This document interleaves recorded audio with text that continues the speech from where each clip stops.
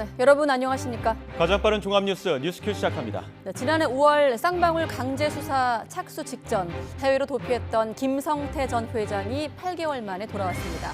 오늘 아침 태국발 비행기에서 내렸고 곧바로 수원지검으로 압송돼 고강도 조사를 받고 있습니다.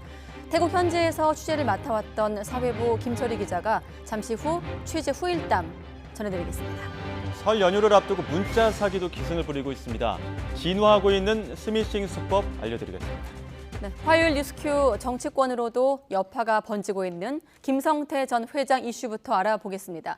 김 전 회장은 귀국 전후로 더불어민주당 이재명 대표와 관련된 변호사비 대납 의혹과 관련해 사실이 아니라고 강조해왔습니다. 네, 관련 의혹을 수사하는 수원지검의 취재기자 나가 있습니다. 연결해 보겠습니다. 김태원 기자.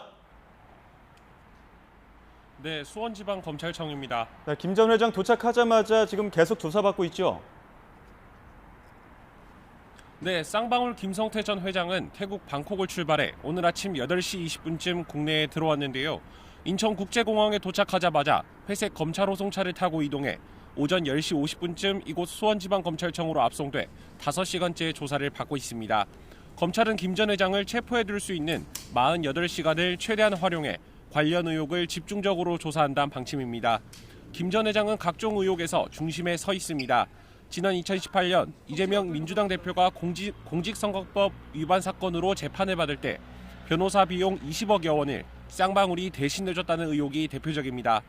또 지난 2019년 대북 사업권을 따내기 위해 외화 640만여 달러를 중국으로 밀반출해 북측에 전달했다는 의혹도 검찰 수사 대상입니다. 네, 검찰이 들여다보고 있는 의혹들에 대해서 김 전 회장의 입장도 전해주시죠. 네, 김 전 회장은 귀국 전부터 줄곧 주변인들과 취재진에게 자신을 둘러싼 의혹 대부분을 부인해왔는데요. 오늘 인천국제공항에 도착한 뒤에도 민주당 이재명 대표의 변호사비 대납 의혹과 관련해 이 대표에게 흘러간 변호사비는 없다고 선을 그었습니다. 다만 이 대표 측근들이 쌍방울 사회이사 등으로 선임된 배경 등에 대해선 검찰 조사에서 성실히 소명하겠다며 말을 아꼈습니다. 직접 들어보시겠습니다. 이재명 대표는 전혀 모르십니까? 연락한 적도 없고요. 측근들도요? 전혀 모릅니다. 사회이사 선임권이나 뭐 이런 부분을 전혀 모르셨던 부분인가요?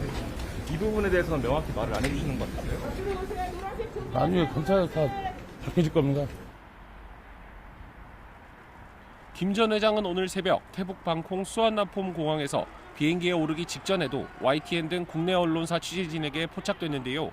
쌍방울 그룹 전환 사채를 발행해 조성한 비자금을 활용해서 이 대표의 변호사비를 대신 내줬다는 의혹과 관련해선 가능한 일이겠냐고 되물으며 혐의를 부인했습니다. 앞서 검찰은 지난해 이 전 대표가 변호사비 대납 의혹과 관련해 허위 사실을 말했다는 혐의를 불기소 처분하면서 쌍방울 실제 사주인 김 전 회장이 도피 중이라 수사에 한계가 있다고 털어놨는데요. 이제 김 전 회장이 붙잡혀 국내에 들어오긴 했지만 이 대표를 모른다며 연관성을 부인하고 있는 만큼 수사에 어느 정도 진전이 있을지는 미지수입니다. 김 전 회장의 체포 시한은 모레 이른 새벽까지인데요. 따라서 검찰은 내일 저녁쯤 조사를 통해 입증된 혐의들을 바탕으로 김 전 회장에 대한 구속영장을 청구할 것으로 보입니다. 김 전 회장이 심야 조사를 거부한다면 모든 혐의를 다투기엔 시간이 촉박할 수 있는 만큼 체포영장에 적시된 횡령과 배임 등 혐의부터 조사가 이뤄질 거라는 분석도 나옵니다. 아울러 앞서 김 전 회장이 일부 인정하는 취지로 말하기도 해서 혐의를 다툴 여지가 상대적으로 적어 보이는 대북 송금 의혹을 먼저 들여다볼 가능성도 제기됩니다. 특히 대북 송금 의혹은 이재명 대표의 측근인 이화영 전 경기도 평화부지사가 연관돼 뇌물 혐의 등으로 구속 기소되어 있는 상태라 검찰이 이 대표로 수사 범위를 넓힐지에도 관심이 쏠리고 있습니다. 지금까지 수원지방검찰청에서 YTN 김태원입니다. 네, 모레 새벽에 체포 시한이 만료가 되는데 이렇게 해외 도피 8개월 만에 붙잡힌 김성태 전 회장, 쌍방울 그룹의 실소유주로 검찰의 관리 대상으로도 등록이 됐던 조직폭력배 출신입니다. 네, 불법 대부업으로 모은 돈으로 2010년 자금난에 빠진 쌍방울 그룹을 인수하면서 중견 기업인으로 탈바꿈했습니다. 김다현 기자가 정리했습니다. 지난 2019년 전북 군산에서 열린 새만금 시설 관련 준공식. 옆으로 길게 서 있는 사람들 사이 유독 키가 큰 한 남성이 박수를 치는 모습이 눈에 띕니다. 이 남성은 해외에서 도피 생활을 하다 최근 8개월여 만에 덜미가 잡힌 김성태 전 쌍방울 회장입니다. 전북 남원에서 나고 자란 김 전 회장은 20대 때 전주의 한 폭력 조직에 몸을 담았던 것으로 알려졌습니다. 바다 이야기를 비롯한 사행성 게임이 대대적으로 유행하던 2000년대 중반, 김 전 회장은 수도권과 호남 지역에서 불법 도박 PC방을 운영하다 적발됩니다. 이때 징역 8개월에 집행유예 2년을 선고받았습니다. 이후에도 강남에서 불법 대부업체를 운영하며 자금력을 급격히 키운 것으로 전해졌습니다. 이때 모은 자금을 바탕으로 지난 2010년엔 쌍방울 그룹을 인수했고 이후 특수차량 제작 기업인 광림, 그리고 바이오 기업 나노스 등을 인수하며 중견 기업인으로 성장합니다. 주로 무자본 인수합병 방식이 이루어졌고 쌍방울 인수 전에는 주가를 조작한 사실까지 드러나 전형적인 기업 사냥꾼이라는 비판도 나왔습니다. 김 전 회장의 현재 변호사비 대납 의혹과 대북 불법 송금 의혹 등은 민주당 이재명 대표 주변 인사들과 연결되어 있습니다. 다만 이전까지의 수사 과정에서 이 대표와의 직접적인 관련성은 나오지 않았습니다. 김 전 회장이 국내로 돌아오면서 이제 그의 입에 관심이 집중되고 있습니다. YTN 김다현입니다. 네, 더불어민주당 이재명 대표의 변호사비 대납 의혹의 핵심 인물로 꼽히고 있는 김성태 전 회장이 국내로 압송되자 정치권도 촉각을 곤두세우고 있는 분위기입니다. 네, 국민의힘은 이재명 대표의 다른 의혹까지 모두 거론하며 공세 수위를 높였고 민주당은 김 전 회장과 관련성을 강하게 부인하며 검찰이 짜맞추기를 위해 야당 대표를 관심법으로 수사하고 있다고 비판했습니다. 국회 취재기자 연결합니다. 황윤태 기자. 네, 국회입니다. 네, 이재명 대표 소환 통보에서부터 김성태 전 회장 송환까지 먼저 민주당 내부 분위기부터 알아볼까요? 네, 김성태 전 회장이 오늘 오전 국내로 압송된 것을 두고 민주당은 검찰이 관심법 수사를 하고 있다고 비판했습니다. 안호영 수석 대변인은 오늘 브리핑에서 이재명 대표와 김성태 전 회장은 아무런 관련이 없다는 게 드러났는데 검찰은 표적 앞에선 증거도 필요 없이 수사를 하고 있다고 주장했습니다. 앞서 이재명 대표도 김 전 회장의 귀국을 앞두고 김성태 전 쌍방울 회장의 변호사비 대납 의혹이 집중 조명되자 직접 방어에 나섰습니다. 민주당은 다만 이 대표를 겨냥한 검찰의 다른 수사에 대해선 윤석열 정부가 야당 대표 망신 주기를 넘어 악마화에 여념이 없다고 비판했는데요. 직접 들어보시겠습니다. 부랴부랴 물타기용 정치 수사쇼에 나선 것입니다. 이번 설 밥상에 윤석열 정권의 치부와 실정이 올라올까봐 전전긍긍하며 야당 대표 망신 주기를 넘어 악마화에 여념없는 모습입니다. 반면 국민의힘은 변호사비 대납 의혹을 포함해 성남FC 의혹과 위례대장동 개발 비리 의혹 등 이 대표의 의혹들을 불법 리스크로 규정하고 공세 수위를 높이고 있습니다. 이재명 대표가 불체포 특권을 이용해 사법 리스크를 피해가고 있다면서 당당하면 검찰에 가서 조사를 받고 나오면 될 일이라고 비판했습니다. 이것도 직접 들어보시겠습니다. 불체포 특권을 내려놓자고 주장한 사람이 누구였습니까? 이제 조폭 출신 김성태 전 회장이 귀국하니 쉴드를 이재명 대표가 치고 있습니다. 당당하다면 들어갔던 문으로 다시 걸어 나오십시오. 네, 이태원 국정조사특위는 활동 종료 시한이 오늘인데 결과 보고서 채택을 남기고 있죠? 그렇습니다. 지난해 12월 시작된 이태원 참사 진상규명을 위한 국정조사가 오늘로 55일 만에 끝납니다. 조만간 전체 회의를 열고 결과보고서 채택을 논의를 시작하는데 여야는 아직 접점을 찾지 못했습니다. 가장 큰 쟁점은 이상민 행정안전부 장관을 책임자로 적시할지 여부인데 국민의힘은 재발방지책에 집중해야 한다며 반대하고 있습니다. 반면 민주당은 청문회에서 증언이 충분히 나왔던 만큼 이 장관은 당연히 포함해야 하고 유가족들이 요구하는 진상조사를 위한 독립기구까지 설치하는 내용을 야당 단독이라도 채택하겠다고 맞서고 있습니다. 공청회 과정에서 위증을 한 책임자들을 고발할지를 놓고도 평행선을 달리고 있습니다. 민주당은 의원총회를 열고 이상민 장관을 포함해 한호섭 대통령실 국정상황실장 등 관계자를 단독으로라도 고발하겠다는 방침을 세웠는데요. 직접 들어보시겠습니다. 이상민 장관 같은 경우에는 망언부터 해서 이 위증을 한 것이 이번 청문회를 통해서 드러났습니다. 야 3당이라도 해서 보고서를 채택하고 고발을 위증자에 대한 고발도 그렇게 처리할 예정이 있다. 이런 말. 국민의힘은 국정조사 전체 회의 직전 기자회견을 열고 민주당의 고방 방침에 대해 참사의 정쟁화라고 항의했습니다.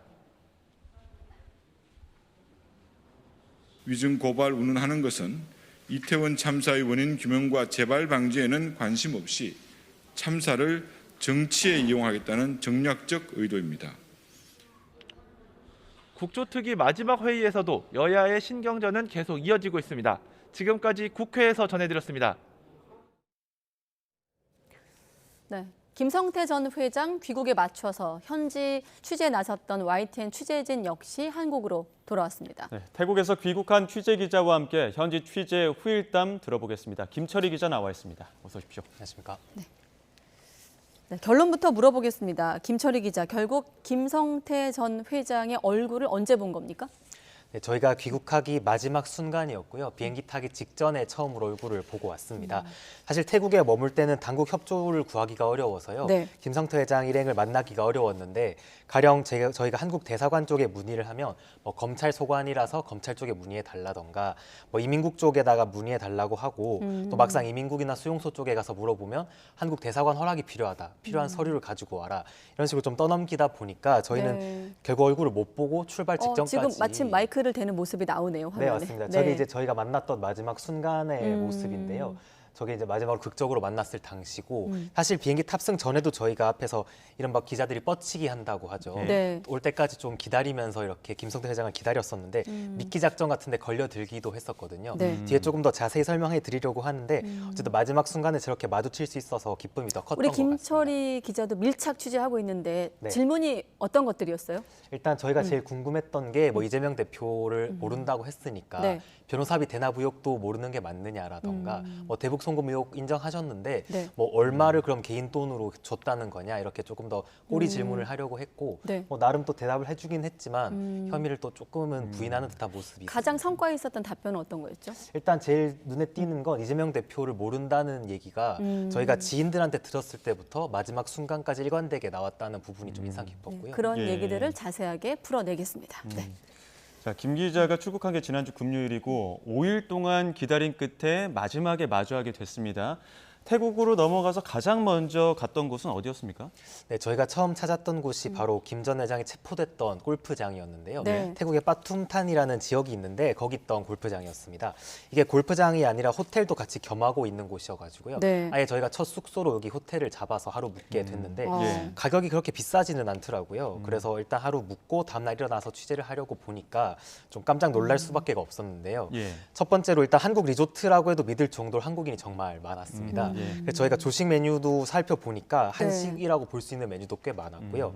식당에 이제 꽤 많은 사람들이 꽉 채워서 앉아 있었는데 저희가 보기에는 거의 다 한국인이라고 해도 될 정도로 예. 한국인들이 가득 차 있었고 또 아예 따로 한식당까지 호텔 안에 마련이 되어 있더라고요. 그런 점에 좀 놀랄 수밖에 없었고 저희가 생각했을 때 아마 김성태 전 회장 일행이 굳이 여기를 선택한 것도 한국인들이 워낙 많으니까 평범한 관광객처럼 보이지 않을까 그런 판단이 작용한 게 아닐까 생각이 들었고 네. 또 사실 김 전 회장 얼굴이 언론을 통해서 계속 공개가 됐었잖아요. 예. 그런데도 이렇게 한국인이 많은 곳에 머물 수 있었던 건 또 그만큼 잡히지 않을 거란 자신감이 있었던 게 아닌가 그런 추측도 해봤습니다. 네, 예. 도피 직후의 모습, 또 검거 당시의 모습, 또 귀국 직후의 모습이 조금씩 아까 말한 대로 머리 모양도 좀 다르고 그런 모습들도 좀 눈여겨볼 대목이고 이렇게 도피 중에 평범한 관광객인 것처럼 골프장을 좀 누볐다는 것도 황당한데 태국에선 그러니까 어떤 생활을 어떻게 했다는 겁니까? 네, 이 골프장에서 보였던 모습의 연장선이라고 할 수 있는데 그냥 평범한 관광객처럼 일반인처럼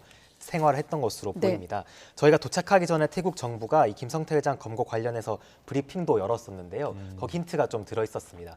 핵심은 평범한 일반인처럼 행동하면서 누릴 것을 다 누렸다는 건데요. 예. 지난해 7월 태국으로 왔던 김 전 회장이 외국인이 많이 거주하는 방콕 도심부, 중심부 쪽에 거주를 했었는데 예. 잡지 않을 것이라고 생각하고 일반인처럼 일상을 보냈다는 게 핵심이었습니다. 네. 그러니까 쫓겨다니는 도망자처럼 보이지가 않았고 이 부분이 제일 중요한 것 같은데요. 김 전 회장 측이 앞서 저희 취재진을 만나가지고 자기 때문에 구속된 사람들을 생각하면서 하루하루 지옥같이 보냈다 이런 말을 했었거든요. 근데 경찰이 밝힌 이런 생활이라든지 저희가 또 살펴본 생활을 보면 한국에서와 크게 다르지 않게 살았던 것으로 일단 추측이 가능할 것 같습니다. 그 현지에서 한국인들이 많은 곳을 주로 다니 다니기도 했었고 일상처럼 다니기 때문에 뭐 현지에서 도운 사람들도 있을 것 같은데 직접 만나보기도 했다고요. 그렇습니다. 저희가 조력자로 알려졌던 전 태국 한인 회장을 한 분을 만났었는데요. 네. 일단 본인이 알려진 것처럼 조력자가 아니라고 강하게 주장을 했었습니다. 이 부분 녹취로 직접 들어보시겠습니다. 제가 뭐 만난 거는 사실인데 그때 적재수배가 떨어지기 전에 좀 한두 번 만나서 골프 치고 뭐하고 한 건데 적재수배 떨어지고는 서로가 김 회장도 나한테 피해를 안 주려고 안 만나려고 그랬고 또 김 전 회장이 성대한 생일 파티를 여는 등 호화로운 도피 생활을 즐겼다는 부분에 대해서도 적극적으로 반박했는데요. 들어보시겠습니다. 생일 파티 했다는데 술집도 한번 가봐라.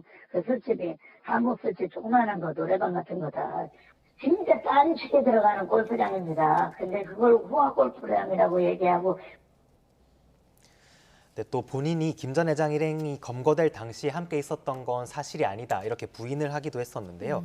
저희가 실제로 좀 확인을 해보니까 네. A 씨가 함께 있었던 것이 맞는다고 하고 경찰이 들이닥치니까 도주한 것으로 일단 파악이 됐습니다. 네. 그래서 검찰은 A 씨 등이 도피를 도운 게 아닌가 이렇게 보고 있고요. 혐의를 적용할 수 있을지 살펴보기 위해서 직접 불러서 조사할 계획을 세운 것으로 알려졌습니다. 네. 예. 오늘이 17일이고 일련의 과정들이 굉장히 숨가쁘게 긴박하게 돌아가는 것으로 기억을 하거든요. 지난주에 현지 이민국 직원들에 의해서 검거됐고 이틀 뒤에 자진 귀국 의사를 밝혔고 그 이후에 YTN에서 김철희 기자를 급파했습니다. 포함해서 취재진을 급파했는데 주말 뉴스 할 때 현지에서 중계로 현지 상황을 보여줬잖아요. 그때 골프장 또 대사관, 수용소 이렇게 옮겨 다니면서 현장 상황 우리에게 알려줬었는데 자, 수용소는 어떤 곳입니까? 네, 이곳이 이제 태국 이민국에서 운영하는 곳이고요. 방콕 시내 한복판에 자리를 잡고 있습니다. 네. 옆에 이민국 건물이 크게 하나 들어서 있는데 여기는 거의 버려지다시피 하고 있고 옆에 수용소만은 그대로 운용이 되고 있었습니다. 코로나19 이전 저희가 대사관 쪽에 물어보니까 코로나19가 심해지기 전에는 이름만 대면 누구나 면회가 가능하던 시절도 있었다고 하는데요. 네. 그 이후로는 뭐 집단 감염이 발생하기도 하니까 방역을 이유로 들면서 접견 절차가 더 까다로워졌다고 합니다. 그래서 앞서 절차가 엄격해지다 보니까 그 전에 있었던 걸 통해서 내부 사정을 좀 추측을 해볼 수가 있는데 난민단체가 남긴 글을 보니까 거의 한 방에 100명 넘는 수용자들이 굉장히 좁은 방에서 생활을 하고 있고 예. 화장실이 한 2개 정도밖에 없어가지고 굉장히 편의시설이 부족해 고충이 크다 이런 얘기를 들을 수가 있었습니다. 이것 때문에 아마 김 전 회장 측도 수용소 환경을 경험한 뒤에 귀국을 결심한 게 아니냐 이런 추측까지 예. 나왔을 정도입니다. 앞서 김철희 기자 이민국이나 대사관 협조 얻기 어려워서 김 전 회장 만나기도 어려웠다 이렇게 이야기를 해줬는데 결국에는 비행기를 타고 귀국하려면 공항에 와야 되지 않겠습니까? 그때가 마지막 기회였을 것 같은데 어땠습니까? 맞습니다. 저희가 이제 다 그날이 마지막 기회라고 생각하고 아까 예. 말씀드렸던 것처럼 출국하는 날 이민국 앞에도 있었고 공항 앞에도 차례로 지켜봤는데요. 일단 수용소 앞에서는 밤이 늦을 때까지 특별한 움직임이 없었다가 8시 반쯤 되니까 저녁입니다. 네. 호송차가 이제 수용소 안으로 들어갔다는 소식이 저희가 전해졌습니다. 예. 저희 취재진은 일단 공항에서 대기를 하고 있었고 수용소에 있는 취재진 쪽에서 이제 저희한테 알려왔던 건데요. 예. 일단 그쪽 취재진 말을 들어보니까 일단 어두워서 정확히 보이진 않지만 동양인으로 보이는 사람들이 차에 탔다. 3대 정도가 출발한 것으로 보이니까 한 30분 있다가 도착할 것 같다. 이렇게 예. 말을 하더라고요. 저희가 이제 조를 나눠가지고 공항을 지켰는데 예. 이게 앞서 말씀드렸었던 그 미끼였습니다. 예. 그러니까 무슨 말이냐면 김 전 회장 일행이 그 차에 없었던 거죠. 아, 한 차가 들어왔는데 공항에 그렇습니다. 그 차에 김성태 회장이 없었던 겁니까? 네네. 지금 보시는 저 차가 저희가 쫓았던 그 차인데요. 예. 철창이 있고 안에 이제 불법 이민자로 보이는 분들이 들어 있었습니다. 그래서 네. 취재진이 이제 쫓아다니면서 계속 차량을 쫓았는데 결국 나중에 세워서 살펴보니까 김성태 회장 일행은 저기 없었던 거죠. 예. 그래서 다른 차량이 이렇게 돌면서 저희 시선을 돌리는 동안 실제 김 전 회장이 탄 차량은 다른 경로로 공항에 도착한 것으로 결국 파악이 됐고요. 네. 방콕 공항에서도 일반인 접근이 차단된 별도 구역을 통해서 들어간 것으로 뒤늦게 전해졌습니다. 네, 요란한 호송. 자, 이렇게 취재진을 따돌리기 위한 미끼도 만났습니다만 아까 화면에서처럼 출국 직전에 김성태 전 회장을 만나긴 만났어요. 그렇습니다. 다행히 저희가 만났는데요. 사실 추격전을 벌이고 나서도 놓쳤던 터라 다들 좀 허탈한 게 컸고 이러다가 못 만나는 건 아닌가. 혹시 이 비행편을 안 탈 수도 있겠다는 생각까지 사실 했었는데요. 결과적으로 이제 탑승 직전까지도 회장 모습이 안 보여서 좀 네. 불안함이 컸었는데 반대편에서 이렇게 계단을 통해서 내려오더라고요. 근데 저희가 생각했던 것보다 훨씬 좀 유유자적한 모습으로 한 손엔 책을 한 권 들고 천천히 계단을 내려와서 저희가 이제 지금 화면에 나오는 것처럼 기자들이 붙어서 질문을 보여서 눈에 확 띄었을 것 같아요. 네, 사실 처음에는 지금 내려오는 사람이 맞는가 그런 생각도 좀 했었는데요. 예. 저희가 붙어서 질문을 해보니까 여러 가지 답변을 내놨습니다. 이 부분 한번 직접 들어보시겠습니다. 대나무욕 같은 경우에도 아예 모르시는 건가요? 이재명 대표뿐만 아니라? 여기 말도 안 되는 얘기죠. 뭐. 그러면 일부 아까 배임이나 횡령 혐의는 일부 인정하시는 것처럼 말씀하시는데 그 입장은 변화 없으신 거죠? 일부 인정한 적이 없는데. 네, 또 김 전 회장 측이 거의 제일 마지막 줄에 앉아 있었는데요. 저희 YTN 취재진이 또 운이 좋게 그 앞쪽 한 두세 줄 정도 차이가 나는 곳에 앉아 있어서 탑승 후에도 좀 질문을 던졌습니다. 네. 근데 뭐 그 이후로도 검찰 조사 성실히 받겠다 이런 원론적인 수준의 답변만 내놨고요. 또 흥미로운 부분 중에 하나가 저희가 아까 언급했던 읽고 있던 책이 있었는데요. 한 손에 책을 꼭 쥐고 있어서 저희가 제목이 살짝 보여가지고 탑승한 뒤에 좀 살펴보니까 태조 이성계를 다룬 책이었습니다. 좀 살펴보니까 1380년도에 황산대첩 당시에 이성계가 1000여 명의 병력으로 대군을 거느렸던 왜구와 싸우는 이야기가 담겨 있었다고 하는데요. 주제를 살펴보니까 인생을 건 한판 승부, 이 황산대첩이 이성계 인성이 굉장히 큰 계기가 됐다. 이런 주제를 다루고 있어서 검찰 수사를 앞두고 뭐 본인의 인생을 건 한판 승부를 생각한 게 아닌가 뭐 그런 추측도 가능하지만 뭐 정확한 건 김 전 회장만이 알고 있을 것 같습니다. 직접 고른 책인지 누가 추천한 책인지도 궁금하고 마침 제목이 인생을 건 한판 승부네요. 네, 물론 그런 주제를 우연이겠습니다만은. 네. 지금 뭐 저희가 화면으로 익숙한 모습은 김성태 전 회장인데 함께 붙잡힌 인물 중에도 지금 양선길 현 회장도 있습니다. 양 회장은 뭐 별다른 이야기는 없었습니까? 네, 저희가 처음 태국에서 만났을 때는 침묵을 지키고 있었고요. 그다음 한국에 도착했을 때는 서로 좀 시차를 두고 나왔기 때문에 저희가 취재진이 붙어서 질문을 할 수가 있었는데요. 지금 양선길 회장 같은 경우에도 특경법상 횡령 혐의를 받고 있습니다. 나름대로 자신의 입장을 드러냈던 김 전 회장과 달리 양 회장은 입을 꾹 다문 채 아무 이야기도 하지 않았는데요. 저희가 질문한 모습 직접 한번 들어보시겠습니다. 그래도 현재 회장이신데 책임질 일이 있으시잖아요. 처음에 귀국 안 하시려고 하셨다고 들었는데 왜 갑자기 귀국하시는 걸로 마음 바꾸셨어요? 지금 나왔는데 나오고 이제 한마디만 해주시죠. 다 국민들 보고 있는데. 네, 이번에는 침묵을 지키긴 했지만 이후 검찰 조사를 어쨌든 함께 받게 될 거니까요. 수사에서도 침묵을 지킬지 또 어떤 진술을 내놓을지가 관심일 것 같습니다. 네, 지난해 5월 쌍방울 관련 수사가 시작된 이후 8개월 만에 압송된 김성태 전 회장 취재기를 사회일보 김철희 기자로부터 들었습니다. 지금 고강도 집중 조사 중이기 때문에 또 관련 속보는 YTN 통해서 확인하시기 바랍니다. 김철희 기자 질문하느라 수고했습니다. 네. 감사합니다.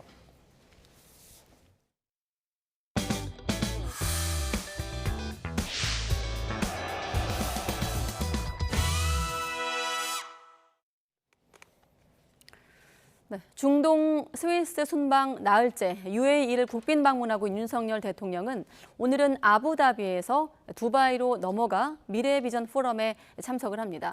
UAE에서의 3박 4일 일정은 마무리하고 이제 스위스로 넘어가 다보스 포럼에 참석합니다. 이런 가운데 윤 대통령의 이란 관련 발언을 둘러싼 논란도 확산하고 있습니다. 순방에 동행하고 있는 취재기자 연결하겠습니다. 박소정 기자. 네, 아랍에미리트 아부다비입니다. 네, 윤석열 대통령 UAE 국빈 방문을 오늘 마무리하는 겁니까? 네, 그렇습니다. 지난 14일부터 순방을 시작한 윤석열 대통령. UAE에서의 일정은 모두 3박 4일 동안이었는데요. 오늘이 이곳에서의 마지막 일정입니다. 윤석열 대통령 그동안 숨가쁜 일정을 이어왔습니다. 한 UAE 정상회담이 있었고요. 바라카 원전 방문, 아크 부대 방문, 또 한 UAE 비즈니스 포럼 등 여러 가지 일정이 있었습니다. 굵직한 성과도 나왔습니다. 경제 외교를 표방한 이번 순방에서 300억 달러 대규모 투자 유치와 두 나라 간의 48건의 양해각서, 그리고 한 UAE 공동성명 합의 등 굵직한 성과가 나왔는데요. 오늘은 이곳 UAE의 수도인 아부다비에서 두바이로 넘어갔습니다. 우리 시각으로 오늘 오후 두바이에서 열리는 미래비전 두바이 포럼에 참석을 합니다. 과학기술과 국제적 연대를 통해 세계에 이바지하고자 하는 한국의 의지를 밝히고 현지 전문가들과 교류하는 자리입니다. 그 외에 보도 유예, 즉 엠바고가 걸린 일정도 일부 있어서 이렇게 UAE에서의 일정을 마치고 나면 다보스 포럼이 예정된 스위스로 출국합니다. 다보스 포럼은 세계 각 나라 정상과 경제계 유수의 인사들이 모이는 민간 주도 국제회의로 한국 대통령이 직접 현장에 참석하는 건 박근혜 전 대통령 이후 9년 만이고 문재인 전 대통령은 코로나19로 인해 온라인으로 화상 연설을 한 적이 있습니다. 윤 대통령은 모레 19일에는 다보스 포럼 특별 연설에 나서는데요. 공급망 강화, 청정 에너지 전환, 디지털 질서 구현을 위한 국제 협력과 연대 방안을 발표할 것으로 보입니다. 또 국내외 기업 CEO들과의 간담회도 계획돼 있습니다. 네, 이번 순방 성과도 물론 있습니다만 논란도 일고 있습니다. 특히나 윤 대통령의 이란 관련 발언에 파장이 있군요.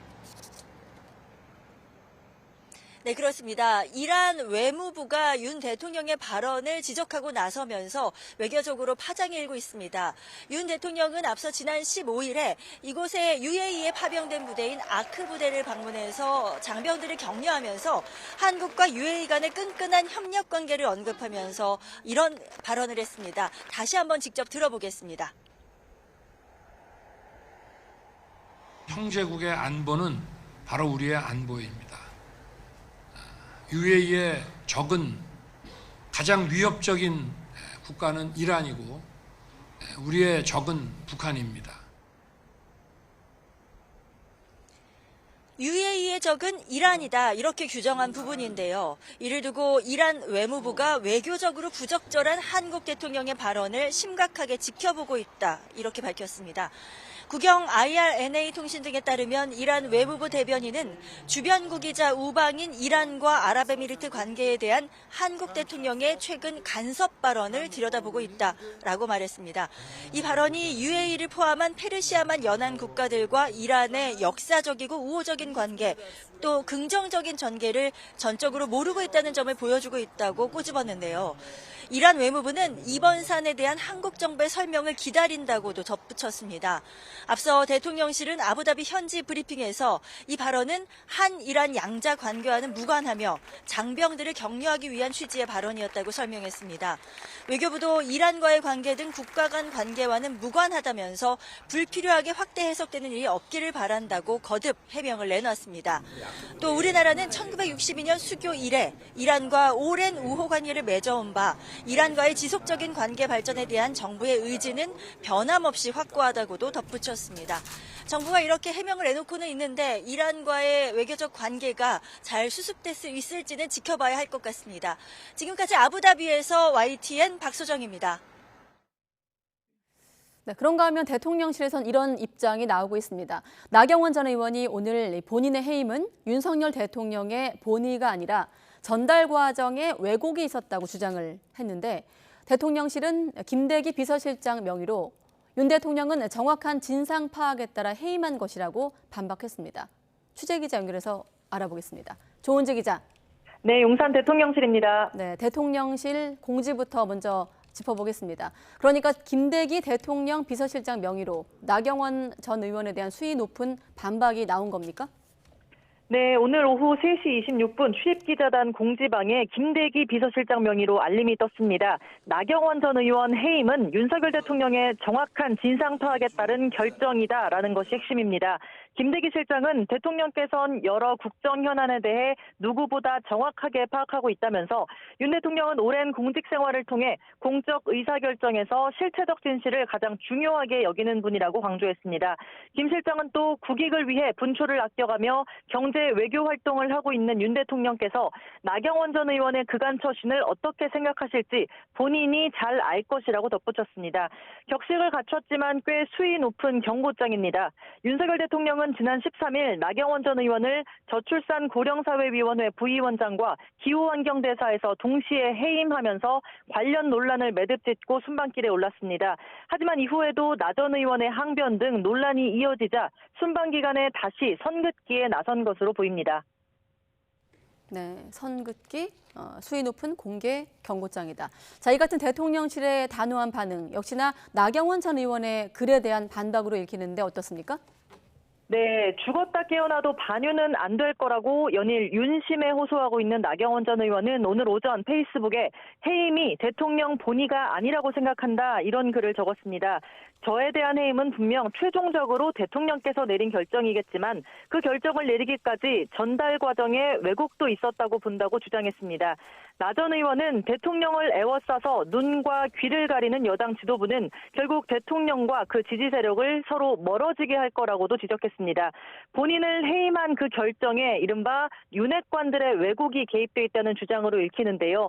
당내 친윤계 지원을 등에 업은 김기현 의원은 나경원 전 의원이 정치적 이익을 위해 대통령 결정을 왜곡한다면서 진정으로 윤 대통령을 돕겠다면 외교 순방 중에 자제하라고 지적하기도 했습니다. 들어보겠습니다.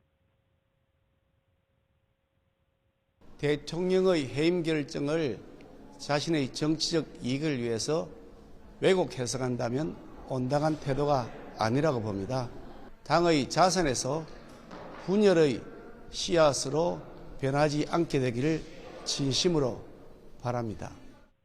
네, 대통령실의 공개 경고장으로 전당대회를 둘러싼 이른바 윤심 쟁탈전은 더 과열될 수밖에 없어 보이는데요.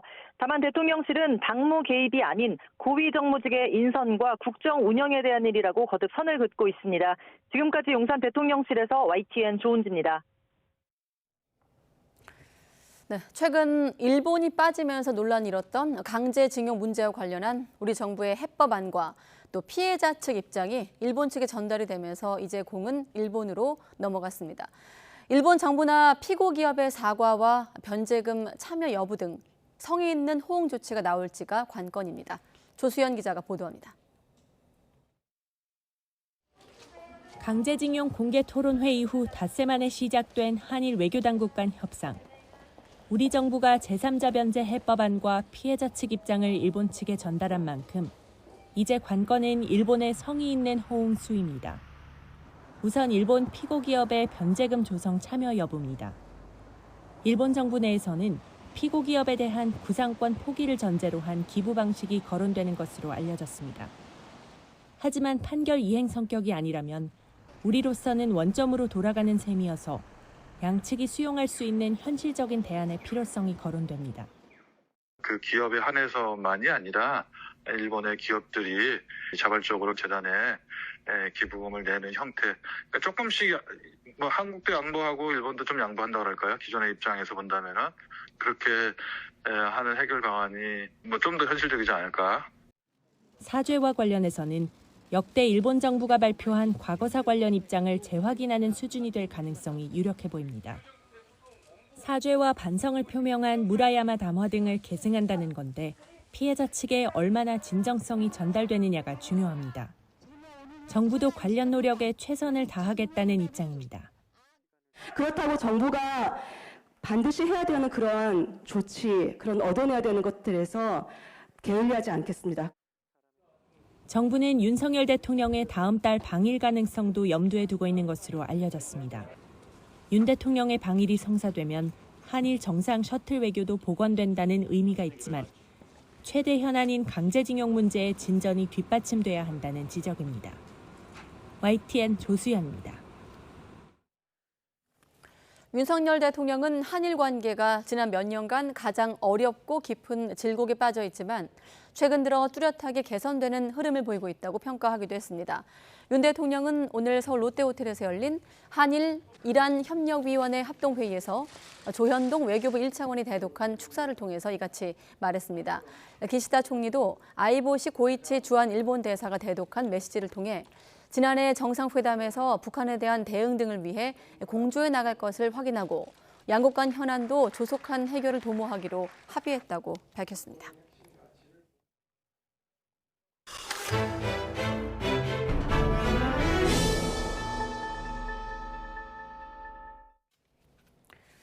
네, 대법원 판결에도 국내 최대 대중제 골프장 스카이 72 골프장 부지를 인천국제공항공사에 돌려주지 않은 기존의 운영사를 대상으로 법원이 강제 집행에 나서면서 충돌이 발생했습니다. 이 과정에서 분말 소화기가 뿌려지고 욕설과 고성이 난무한 가운데 육탄전까지 벌어지면서 부상자도 발생했습니다. 강성옥 기자가 보도합니다. 최저기온이 영하 7도를 기록한 이른 아침, 인천지방법원 집행관실이 강제 집행을 시작하겠다고 말하면서 충돌이 시작됐습니다. 집행관실은 법원 역사상 최대 규모인 600여 명을 동원해 골프장 진입을 시도했습니다. 그러나 골프장 안에서 식당 등을 운영하는 시설 임차인 측 역시 500여 명을 동원해 강제 집행에 맞섰습니다. 경찰도 대거 동원돼 상황 정리에 나섰지만 분말 소화기가 뿌려지고 고성과 욕설이 오가는 등 혼란한 상황이 이어졌습니다. 법원 집행관실은 클럽하우스 등 건물에는 진입하지 못하고 골프장 코스 곳곳에 알림 팻말을 꽂아두는 것으로 집행을 대신했습니다. 임차인들은 법적 효력이 없는 집행이고 오히려 임차인들의 재산권을 침해한 조치라며 집행관 측에 민형사상 책임을 묻겠다고 반발했습니다. 형식적으로 팻말을 붙였는데 그게 무슨 실효적인 명도 완료라고 볼 수가 없어요. 우리가 그냥 계속 점유하게 될 것 같아요. 강제 집행 현장에서 보수단체 회원들이 시위를 벌이면서 혼란은 더욱 커졌습니다. 이들은 지난 2020년 스카이 72 골프장의 새 운영자를 선정하는 과정에 전 정부 유력 인사가 개입했다며 권력형 비리라고 주장하고 있습니다. 입찰 과정의 권력형 비리 가능성과 공항공사 측의 배임 혐의에 대해서는 현재 대검의 재기수사 명령으로 인천지검에서 수사를 벌이고 있습니다. 지난해 말 대법원의 판결로 스카이 72 골프장에 대한 소유권과 사용권 분쟁이 일단락됐지만 앞으로도 또 다른 소송전이 이어지면서 갈등이 계속될 것으로 보입니다. YTN 강성욱입니다. 코로나19 신규 환자가 화요일 발표 기준으로 13주 만에 최소를 기록했습니다. 이런 가운데 전문가 자문위원회가 조금 전부터 실내 마스크 의무 조정을 위한 논의를 시작했습니다. 설 연휴는 지나야 실내에서도 마스크를 벗을 수 있을 것으로 보입니다. 취재기자 연결합니다. 김평정 기자. 네, 사회 2부입니다. 네, 조금 전부터 실내 마스크 의무 완화를 위한 논의가 시작이 됐다고요? 네, 조금 전인 4시부터 국가감염병 위기대응자문위원회가 온라인으로 회의를 시작했습니다. 자문위원회는 현재 코로나19 유행 상황 등을 평가해 실내 마스크 해제 시점과 방법 등을 논의할 것으로 보입니다. 여기서 내놓은 의견을 바탕으로 다시 내일이나 오는 20일 중대본 회의를 열어 구체적인 시점 등을 결정하게 됩니다. 어제 정기석 코로나19 특별대응당장은 실내 마스크 의무 해제가 머지 않았다고 직접 언급하기도 했는데요. 기분 좋게 설 전에 해제하면 좋겠지만 해외 요인들 때문에 시간을 조금 더 보면서 결정하는 것이 가장 안전한 방법이라고 말했습니다. 또 가장 안전한 것이 가장 무난하기도 하고 사람의 생명을 하나라도 더 보호할 수 있다고 설명하면서 설 연휴 이후 해제 쪽에 무게를 실었습니다. 앞서 방역당국이 실내 마스크 완화를 위해 제시한 4가지 기준은 현재 고령층 개량 백신 추가 접종률을 제외하고는 모두 충족한 상태입니다. 네, 오늘 코로나19 발생 현황도 살펴볼까요? 오늘도 감소세가 뚜렷합니다. 오늘 0시 기준으로 코로나19 신규 환자는 4만 199명으로 집계됐습니다. 화요일 발표 기준으로 지난해 10월 18일 3만 3천여 명 이후 13주 만에 가장 적습니다. 당장 지난주 화요일과 비교해도 2만 명 가까이 줄었고 2주 전으로 시간을 돌리면 절반 수준입니다. 해외 유입은 95명으로 이 가운데 60%가 중국발 입국자입니다. 중국발 단기 체류 입국자의 코로나19 양성률은 3.5%로 방역 강화 조치 이후 최저 수준으로 떨어졌습니다. 위중증 환자는 503명으로 어제와 비슷하고 어제 하루 코로나19로 숨진 사람은 30명입니다. 지금까지 사회 2부에서 YTN 김평정입니다.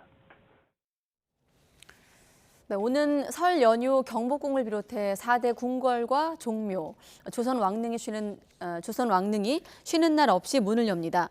종묘의 경우 평소 예약제로 운영하지만 이번 연휴에는 자유롭게 둘러볼 수 있습니다. 특히 경복궁에서는 불행을 막고 행운이 깃들기를 바라는 그림인 세화도 하루 2차례 선착순으로 나눠집니다. 국립민속박물관에서는 설 연휴 토끼를 주제로 한 개묘년 설맞이 한마당이 펼쳐지고 청와대에서도 각종 강연과 다양한 전통 공연이 펼쳐질 예정입니다. 식품의약품안전처는 설 명절을 앞두고 식품과 의료품 온라인 광고를 집중 점검해 허위 과대 광고 사례 269건을 적발했다고 밝혔습니다. 적발된 사례에는 면역력과 관절 건강, 갱년기 건강, 모발 등과 관련한 효능 효과를 내세워 일반 식품을 건강기능식품으로 오인하게 하는 허위 과대 광고가 많았고 인정된 기능 외에 다른 효과가 있는 것처럼 화장품을 광고한 사례도 적발됐습니다. 적발 사례 관련 정보는 식약처 홈페이지에서 확인할 수 있습니다. 네, 설 관련 정보들을 소개하고 있는데 특히 이번 설 연휴 가장 교통이 혼잡한 때는 고향 가는 길은 설 전날 오전, 또 돌아오는 길은 설 다음 날 오후로 예상되고 있습니다. 10명 가운데 9명은 승용차를 이용할 것으로 보입니다. 자세한 내용 최기성 기자가 전해드립니다. 정부가 지정한 설 연휴 특별 교통 대책 기간은 오는 금요일부터 다음 주 화요일까지 닷새입니다.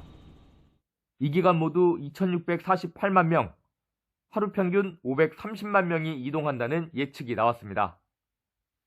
이용 교통수단별로 보면 승용차 91.7%, 버스 3.8%, 철도 3% 등 순입니다.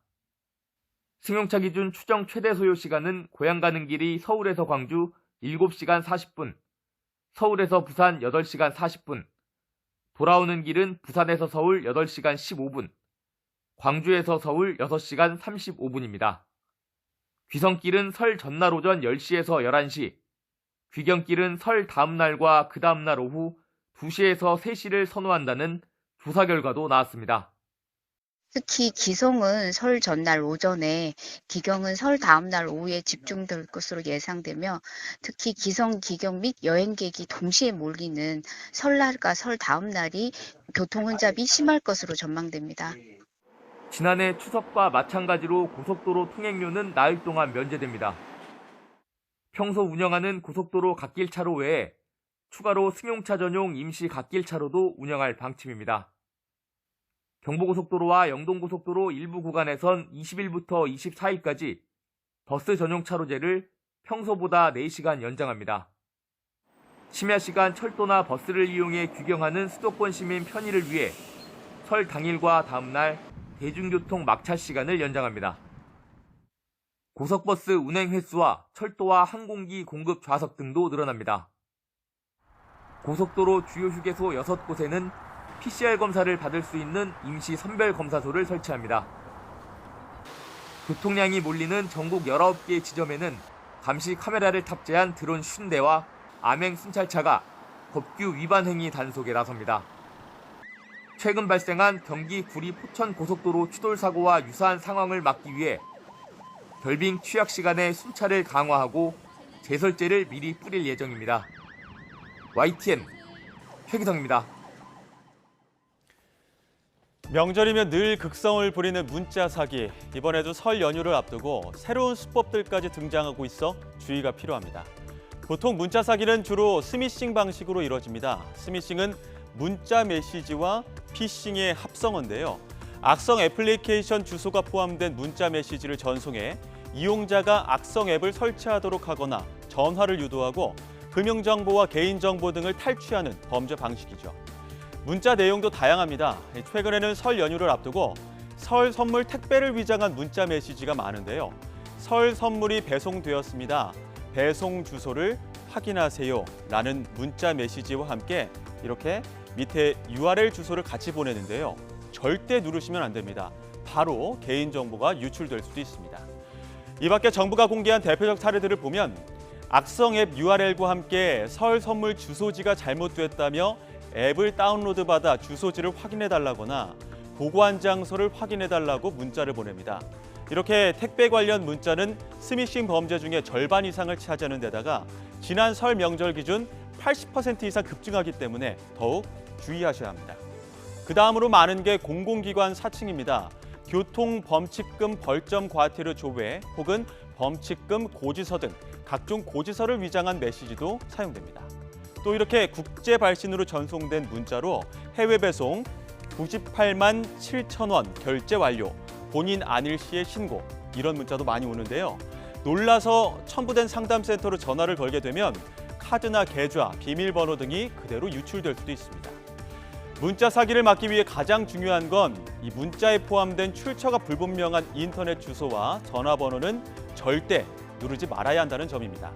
그 외에도 스마트폰과 모바일 백신을 늘 최신으로 업데이트하고 공식 앱 마켓이 아닌 다른 출처의 앱 설치는 피해야 합니다. 정부도 설 연휴 전후로 발생하는 스믹시 범죄를 예방하기 위해 단속을 강화할 예정인데요. 명절 연휴 기간 사기가 의심되는 문자를 받거나 악성 앱에 감염된 것으로 보이는 경우 국번 없이 118 상담센터에 신고하면 24시간 무료로 상담받을 수 있으니까요. 이 점도 참고하시면 좋을 것 같습니다. 올해 처음이기도 하지만 미국의 연준 회의가 2주 앞으로 다가오면서 시장에선 기대와 경계가 엇갈리고 있습니다. 최근 물가가 조기에 잡히면서 올해 안에 금리 인하에 들어갈 거란 낙관론도 있지만 인플레이션을 과소평가했다간 큰 코 다칠 수 있다면서 신중론을 펴는 목소리 또한 만만치 않습니다. 워싱턴 권준기 특파원이 보도합니다. 마틴 루서킹 주니어 기념일을 맞아 연설에 나선 바이든 대통령은 취임 이후 지난 2년간 성과를 나열하며 경제 회복을 부각했습니다. We have the most vibrant economy in the world right now. In the world. We're doing better than any other major nation in the world today. 실제로 지난해 6월 9.1%까지 치솟았던 소비자 물가 지수는 12월 6.5%까지 가라앉으며 인플레이션 정점론에 무게를 실었습니다. 하지만 미국 중앙은행인 연준과 시장이 바라보는 물가 전망에는 차이가 있습니다.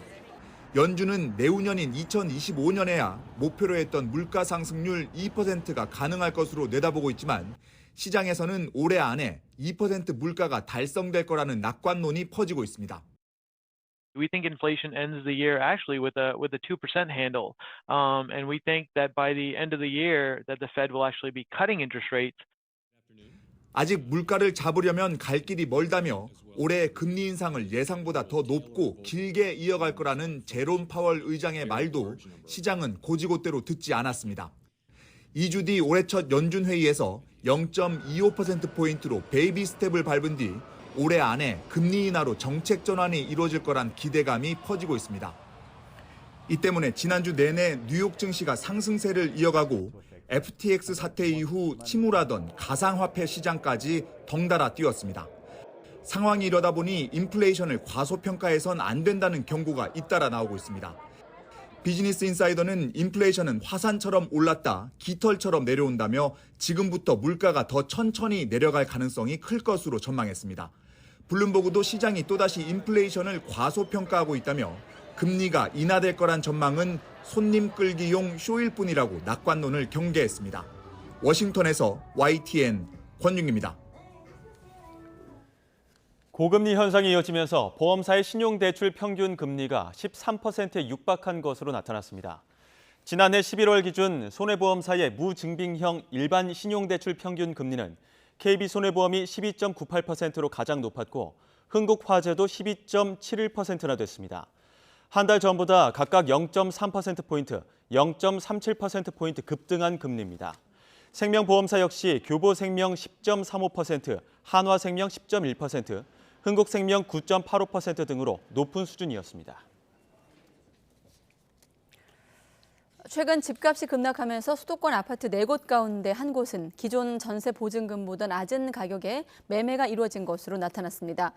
부동산 중개업체 집토스가 분석한 결과 지난해 매매된 아파트 9,863곳 가운데 2,244곳, 23%가 매매 가격이 기존 최고 전셋값보다 낮았습니다.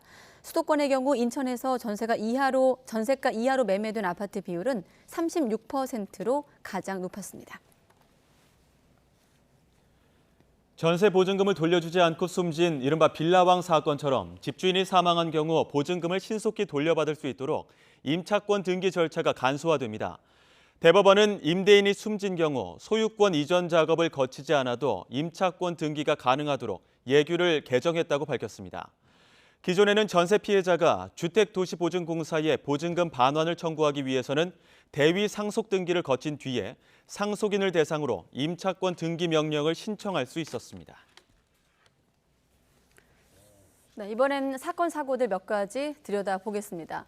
전 직장 동료를 감금해 낮에는 자신들의 아이들을 돌보게 하고 또 밤에는 성매매까지 시킨 40대 부부의 충격적인 범행이 드러났습니다. 경찰은 전형적인 가스라이팅 범죄로 보고 있습니다. 관련 내용 포함한 사건 사고 양지민 변호사와 짚어보겠습니다. 어서 오십시오. 안녕하세요.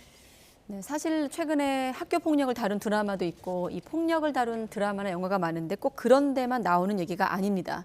실제 있었던 일인데 한 여성이 과거 직장 동료에게 폭행을 당하고 감금을 당하고 다음 얘기 좀 이어서 해주시죠. 어떤 일이 있었던 겁니까? 네, 이게 대구에서 있었던 일인데요. 네. 말씀해주신 것처럼 이 피해자와 가해자는 이제 전 직장 동료 사이입니다. 예. 그런데 이제 피해자가 내가 경제적으로 굉장히 좀 곤궁한 상황에 처해 있다, 좀 경제적으로 어려움을 겪고 있다라고 하니까 네. 이 친언니 같이 따르던 사이였기 때문에 그 여성이 우리 집으로 와서 같이 좀 생활하자, 내가 도와주겠다라고 합니다. 그래서 피해자가 그 부부의 집에 들어가게 되는데 들어간 이후에 경제적으로 도움을 주는 것이 아니고 이 여성에게 피해자에게 낮에는 본인들의 이제 아이가 있었거든요. 미취학 아동인데 집에서 이 아이를 돌보게 하고 그리고 집 밖으로 못 나가게 했습니다. 그리고 밤에는 이제 성매매를 시키는데요. 성매매를 시킨 횟수가 무려 2,000회에 달한다라는 지금 이야기가 나오고 있는 상황이고요. 본인들의 말에 복종하지 않거나 따르지 않을 때는 굉장히 심한 수준의 이제 폭행까지도 해서 사실상 이 피해자가 뭔가 감히 내가 여기서 도망을 간다라든지 벗어나고자 하는 그 생각을 좀 할 수 없었던 상황으로 보입니다. 네, 집 밖으로 나가지도 못하게 했는데 더 충격적인 건 가해 부부의 후배와 강제로 결혼까지 시켰다고 합니다. 이게 어떻게 이런 일이 있었을지 참 상상도 어려운 일인데 맞습니다. 어떤 내용인지도 설명해 주시죠. 네, 이 부부가 본인들의 집에서 이렇게 여성을 가둬놓고 학대하는 것에서도 모자라서 일면식도 없는 남성 후배를 갑자기 데리고 와서 이 피해자와 결혼을 하게 시킵니다. 예. 그런데 이 남성도 참 이해가 안 가는 것이 실제로 결혼을 했어요. 그래서 혼인 생활을 유지를 했는데 그 혼인 생활이라고 하는 것이 실제로 이제 부부라고 볼 수는 없을 것이고 예. 이 후배가 이제 이 피해자를 계속해서 24시간 감시를 하고 도망가지 못하게 하는 그런 역할을 한 것으로 보이고요. 그렇게 본다라면 사실은 이 결혼한 남성 역시도 이 부부와 공범으로 볼 수 있을 것입니다. 왜냐하면 본인이 딱 봐도 이 여성의 이제 얼굴이라든지 몸에 굉장히 상처가 많았고 멍투성이었고 이렇다라고 전해지고 있는데 그걸 보자라고 한다면 폭행이라든지 상해 그리고 이렇게 협박을 당하고 있다라는 걸 모를 수가 없는 상황이었거든요. 예. 네. 그걸 다 알고 있음에도 불구하고 본인이 이 여성을 감시하면서 거기에 동조를 하고 함께 행위를 했다라는 것은 공범으로 볼 수밖에 없는 그런 정황들이 많은 상황입니다. 네. 입에 담기 어려운 학대 내용 또 피해 규모가 상당합니다만은 관심 있는 사건이라 저희가 다루고 있습니다. 변호사님과 함께 최대한 법리적으로 다뤄볼 텐데 특히나 피해자한테 3년간이나 성매매를 시켰고 수억 원을 갈취한 것으로 드러났거든요. 네. 피해 내용과 또 이렇게 갈취한 돈은 어떻게 되는 건지까지 함께 전해주시죠. 네, 우선은 이제 하루에 할당량을 정해놨다라고 합니다. 그래서 하루에 80만 원을 벌어오지 못하면 성매매를 통해서 벌어오지 못하면 네. 거기에 이자까지 쳐서 그 다음날 갚도록 시켰다라고 하고요. 80만 원의 할당량을 채우려고 하다 보니까 굉장히 많은 횟수의 이제 성매매를 할 수밖에 없었던 것입니다. 네. 이 여성의 입장에서는 이 부부가 이 성매매를 알선할 수 있는 그 어플리케이션을 통해서 이 남성을 지정을 해주면 해당 장소에 가서 이 남성과 만나서 이제 성매매를 한 것으로 보이고요. 네. 그리고 이렇게 얻은 그 범죄 수익이 5억 원가량 된다라고 합니다. 그래서 이 5억 원가량은 이 피해자가 손에 쥐어보지도 못하고 다 이 부부가 다 가져갔다라고 하고요. 예. 경찰은 이 부분에 대해서 이 범죄의 수익으로 보아서 몰수 추징 보전을 하겠다라는 지금 입장입니다. 예, 지금 YTN 취재 결과 따르면은 이 가해 부부가 피해자가 도망치면은 또 쫓아와서 붙잡고 오히려 또 가혹하게 또 학대하는 내용들도 있습니다. 또 심지어 가족이 찾을 수 없도록 이름까지 개명했다고 하는데 이 내용도 좀 짚어볼까요? 맞습니다. 그러니까 이 부부가 굉장히 계획적으로 이 여성을 착취한 것으로 보입니다. 왜냐하면 결혼을 시킨 것도 사실은 가족관계 등록부를 떼보면 이제 결혼을 했다라는 것이 나오고 그리고 가족들의 입장에서 피해자 가족들의 입장에서는 설마 피해자가 우리에게 알리지도 않고 결혼을 하지는 않았겠지라는 생각을 쉽게 할 수가 있어요. 그렇기 때문에 시간이 걸리면 찾을 수는 있겠지만 찾지 못하게 하기 위해서 결혼도 시키고 감시의 역할도 시키고 더불어서 이름도 아예 개명을 하게 합니다. 그래서 가족들의 입장에서 어쨌든 찾고 싶으면 사실은 수사기관에 실종 신고를 하더라도 이름이라든지 아니면 사진이라든지 이런 정보를 제공하게 되는데 이름이 아예 다른 사람이다 보니까 그리고 성매매 남성들과 이제 만나는 접점들이 있잖아요. 예. 그럴 때에도 사실은 개명을 시켜서 개명한 이름을 사용하도록 해서 본인들의 이제 신분을 어떻게 보면 좀 숨기기 위해서 많은 노력들을 한 것으로 보이고요. 어쨌든 결국에는 찾기는 했지만 그렇기 때문에 가족들의 입장에서도 좀 시간이 걸렸던 것으로 보입니다. 네. 찾으려고 해도 쉽게 찾을 수가 없다는 게 피해자 가족의 입장이었는데 특히나 이번 사건이 알려지게 된 배경도 눈에 띕니다. 몸에 상처를 본 이를테면 성매수남이 신고를 했다고요?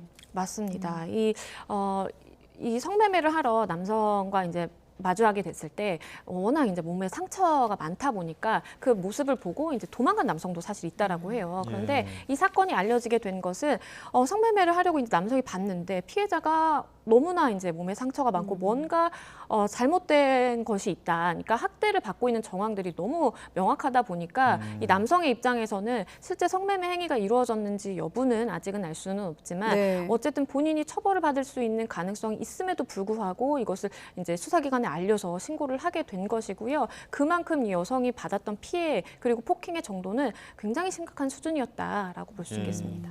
경찰은 지금 뭐 성매수 남성들에 대해서 별도의 특별수사팀 꾸려서 수사 중이라고 하는데 이들에 대해서는 어떻게 되는 건지 그리고 최초 신고한 그 남성에 대해서는 또 좀 다른 뭐 결론이 나는 건지 이런 부분도 짚어볼까요?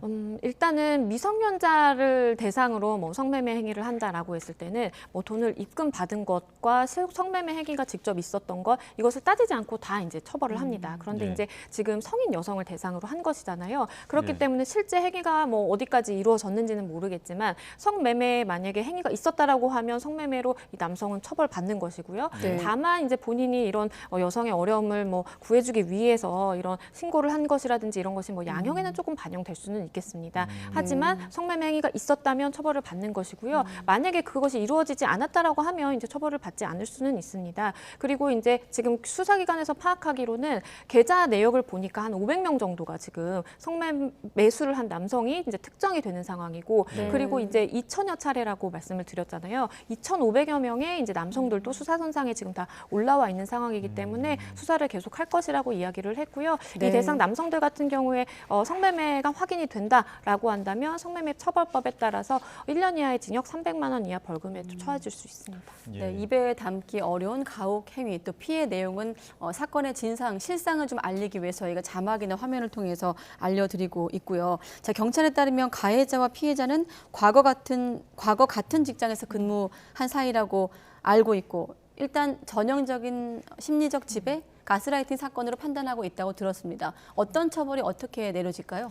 일단 이들이 받고 있는 혐의 같은 경우에는 감금. 그러니까 내가 문을 물리적으로 걸어 잠그지 않았다고 하더라도 심리적인 지배를 통해서 집 밖을 나가지 못하게 하는 건 역시 감금에 해당합니다. 그래서 감금의 혐의, 그리고 이제 성매매를 알선했죠. 그리고 상당 수준의 이제 폭행이 있었는데 이거는 상습 상해까지도 이를 수 있는 수준으로 보입니다. 그리고 뭐 협박이라든지 다양한 범죄 혐의를 지금 받고 있는 상황이고요. 말씀해주신 것처럼 바깥에서 보면 아니 다 큰 성인 여성이 왜 저기서 도망 나오지 못하고 저렇게 피해자로 지낼까라는 생각을 하실 수는 있겠는데 말씀 주신 것처럼 전형적인 가스라이팅 이제 사건으로 보입니다. 그래서 워낙 심리적인 정신적으로 지배를 하고 있고 거기에 더불어서 물리적인 폭행이라든지 이런 것도 고문의 수준으로 이제 발생하다 보니까 피해자 입장에서는 여기서 쉽게 벗어날 생각을 못하고 계속해서 피해를 받아오는 것으로 보입니다. 네, 다른 또 충격적인 사건이 있어서 이 사건도 한번 짚어보겠습니다. 이미 여러 차례 언론 보도가 되긴 했습니다만 인천에서 사망한 지 2년이 지난 것으로 추정되는 70대 여성 백골이 발견이 됐는데 경찰이 함께 살던 딸을 체포했거든요. 이 사건 개요도 짚어볼까요? 네, 이 사건 같은 경우에는 처음에 이제 국민연금공단에서 이 70대 여성이 있는데 연금을 받고 있는데 2년 동안 병원에 간 기록이 없는 겁니다. 그래서 뭔가 이상하다 해서 수급권자 확인의 대상으로 올렸어요. 그래서 거기 집도 찾아가 보고 우편물도 보내보고 했는데 이제 연락이 전혀 없는 겁니다. 그러다가 이제 가족 중에 한 사람과 연락이 닿습니다. 그래서 이 숨진 노모의 넷째 딸이 집에 가서 이제 문을 열어달라 하는데 같이 살고 있는 셋째 딸이 문을 열어주지 않는 거예요. 그래서 이제 경찰에 신고를 해서 문을 따고 들어가 보니까 70대 노인이 이제 백골 시신 상태로 발견이 된 겁니다. 그래서 사실 수사기관에서도 이게 워낙 이제 시간이 오래 지나서 백골 시신 상태이기 때문에 사망을 정확하게 언제 했는지 그리고 어떤 이유에서 사망했는지 정확하게 밝혀내기는 좀 어려운 상황인데요. 그런데 이제 당시 정황들을 보니까 3개 살고 있는 그 딸이 어머니를 어떻게 뭐 살해한 것은 아니고 뭐 외상의 그런 뭐 외부적인 충격이라든지 이런 건 없다라고 해요. 그래서